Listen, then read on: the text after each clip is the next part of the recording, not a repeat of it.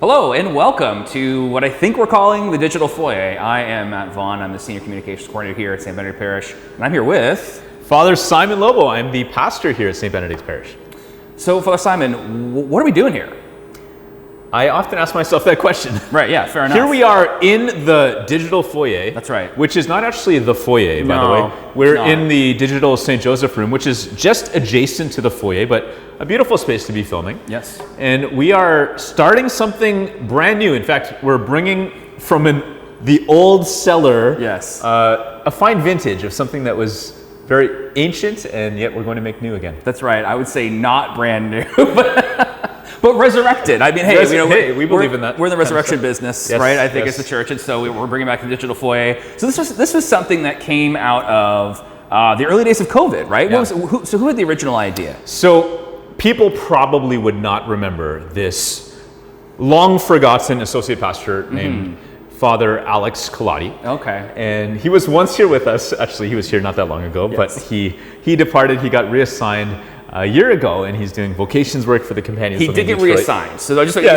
he departed. And I was like, lots of people depart from our church, and they usually are buried He's no longer afterwards. with us, is what I'm trying to say. Yeah, I know. And just in case, we love you, Father Alex, if you're watching this. Yes.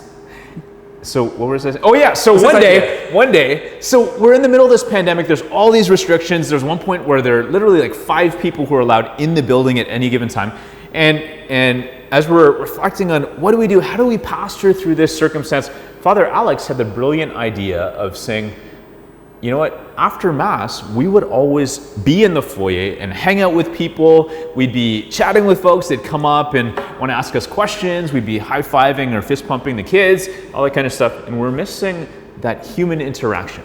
And so we thought, what's something we could do? And he thought, let's create this thing. We'll call it the Digital Foyer, which will be this online thing that would follow the Mass immediately afterwards. So as we processed out of the empty church, you, Matt, you were usually the host, and you did a fantastic job, by the way. Thank I just you so want much. to say that I'm so glad you're back to host the Digital Foyer 2.0. Here I am. And I can't promise I'll be here next week. That's fine. So we started doing this thing, and it was just a hoot. People loved it, and we loved it. It was so much fun. Yeah. And as much as we could, we did it every single week, I think, until a certain point. We really didn't have much else to do. It's like we did Mass, and we did a great job as we could in that situation. Then afterwards, it was like, well, what do we do for the next 6 days? I mean, we were busy. I mean, we were flat out as a staff here and everything like that, and we're trying to figure things out. But it's true. And then I think it was kind of when restrictions started coming back. I mean, it was kind of just math, where it's like, well, we can't do a Digital Foyer and actually talk to people who are in the foyer now.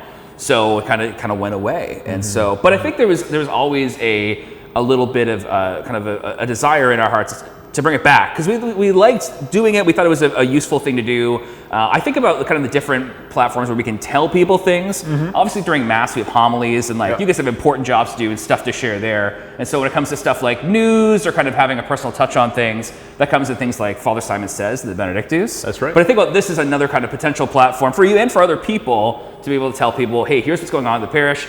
Here's some whys to the things that are happening there, because we have. We like to think we're doing the right things. We like to think we have the good reasons for doing that sort of thing, and so we want to explain it to people and bring it to everybody. So often there is a vacuum of information. We want for that not to exist, because so we want to help to communicate well and over-communicate at times, and as you say, the why. Yes. What is the reason why we do some of the things we do here at St. Benedict? And also, we want to have fun, and we want to have that kind of personal human touch. That's right. And so if people want to, if they're curious and they want to know more about the Digital Foyer 2.0, or I don't know if we're calling it that, but what did they do? How did they find out? If you found it this way, you can keep finding it however you've already seen it. So you're subscribing to our YouTube channel. You can keep subscribing there, youtube.com/SaintBP. That's SaintBP.